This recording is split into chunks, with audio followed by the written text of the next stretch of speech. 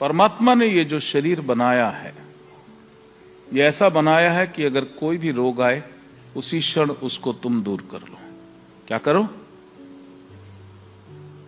जो भी रोग आया है उसी क्षण उसको दूर कर दो। ये आपकी बॉडी के अंदर सिस्टम है, ये आपको जानना होगा और मेडिकल साइंस इसको मानेगी, मानती है। बताता हूं कैसे। शरीर के अंदर जो ये शरीर बना है, ये छोटे छोटे सेल्स का बना है। यस और नो? 50 trillion cells. कितने सेल्स हैं? 50 ट्रिलियन सेल्स। ये ट्रिलियन, हमें तो करोड़ अरब खरब तक पता है। खरब के बाद आगे क्या होता है मुझे तो नहीं पता है। और मिलियन होता है, फिर बिलियन होता है, फिर ट्रिलियन होता है। ठीक है, तो 50 ट्रिलियन, अब जाने कितने भी होंगे, बहुत ज्यादा ही होंगे, गिन नहीं सकते। हाँ, कोई कहता है 35 ट्रिलियन है, कोई कहता है 50 ट्रिलियन है। तो जो 35 कहते हैं उनका तो भाई साहब मान लेंगे, क्योंकि पहले तो आदमी नहीं मिलेगा जिसको मैं काट के छोटा मोटा करूं, उसके बाद उसको एक एक सेल नहीं निकाल सकते, और फिर इतनी गिनती गिनने में मेरे सारा जीवन निकल जाएगा। तो 50 ट्रिलियन सेल्स आ गया। एक एक सेल कुछ समय के बाद डिसइंटीग्रेट हो जाता है, खत्म हो जाता है, टर्न्स इनटू एटम्स। यस और नो? जो मेडिकल वाले लोग हैं सारे मत यस बोल देना। अगर मेडिकल साइंस नहीं आती तो यस काहे को बोलते हो? मेडिकल वाले बोलें कि भाई तुम झूठ बोल रहे हो या सच बोल रहे हो, जो डॉक्टर्स हैं। यस और नो? तो हर क्षण एक एक सेल खत्म हो रहा है। खत्म हो गया तो फिर जो है कुछ दिन में मैं खलास हो जाऊंगा, बॉडी वॉडी रहेगी नहीं, मैं रह जाऊंगा, आवाज आएगी सिर्फ मिस्टर एक्स। ऐसा नहीं होता। जैसे ही एक सेल खत्म होता है नया सेल पैदा होता है। यस और no? The cells are regenerating and cells are degenerating. हर ऑर्गन जो है, हार्ट को ले लो, आंखों को ले लो, हर चीज को ले लो, 3 हफ्ते या 4 हफ्ते लगते हैं पूरे सेल्स को निकल जाने में और पूरे ऑर्गन को नया उगने में। अगर 5 महीने के बाद मैं आपसे कहूं जरा हार्ट का 6 महीने पुराना सेल निकालना, तो आप क्या कहोगे? Sorry I don't have. गया, नया उग गए।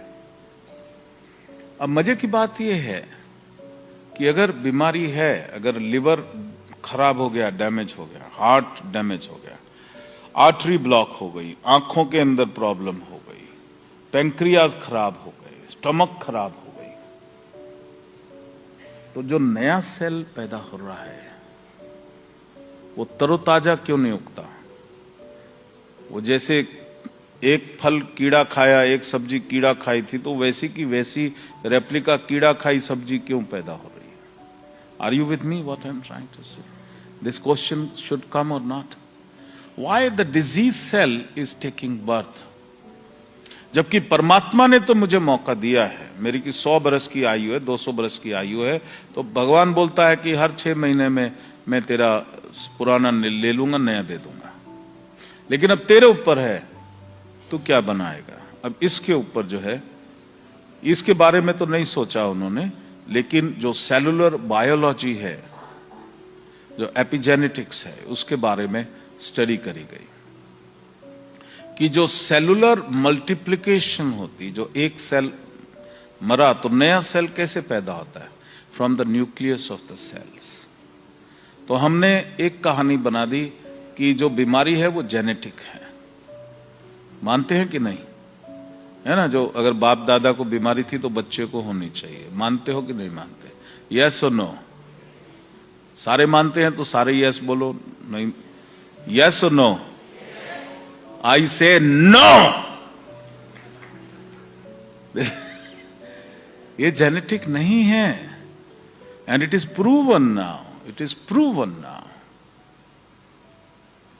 ये आपका बिलीफ है, क्योंकि जो सेलुलर मल्टीप्लिकेशन होती है, अब वो हेल्दी सेल पैदा हो या डिजीज सेल पैदा हो, तो उन्होंने ये देखा कि सेल के जो न्यूक्लियस है उसके अंदर डीएनए है, उसके अंदर अमाइनो एसिड्स है। Amino acids have a different structure, either it can be a structure of a healthy cell और it can be a structure of disease cell. Healthy cell का स्ट्रक्चर हो या डिजीज सेल का structure. तो कौन निर्धारित कर रहा है, कौन निर्धारित कर रहा है? तो हम कहते हैं सेल न्यूक्लियस निर्धारित कर रहे, डीएनए निर्धारित कर रहे हैं। भैया 25 साल तक तो तुम स्वस्थ थे, तब डीएनए निर्धारित कर रहा था कि वो हेल्दी सेल पैदा हो। 26वें साल में डीएनए नाराज हो गया कि अब जो है वो डिजीज सेल ही पैदा करे जा रहा है। That means it is not the DNA which is deciding, ये कोई और है। और उन्होंने उस चीज को देखा कि there are signals coming from nowhere, कहीं से सिग्नल्स आ रहे हैं और वो सेल को गाइडेंस दे रहे हैं कि हेल्दी सेल को पैदा करना है या डिजीज सेल को पैदा करना है। और अगर हमें ये साइंस पता लग जाए कि ये सिग्नल्स कहां से आ रहे हैं और उस सिग्नल को हम करेक्ट कर दें और ये मैसेज भेजें कि सिर्फ हेल्दी सेल ही पैदा करो, तो क्या वो ऑर्गन रीजनरेट होगा कि नहीं होगा? I am asking the medical science this question.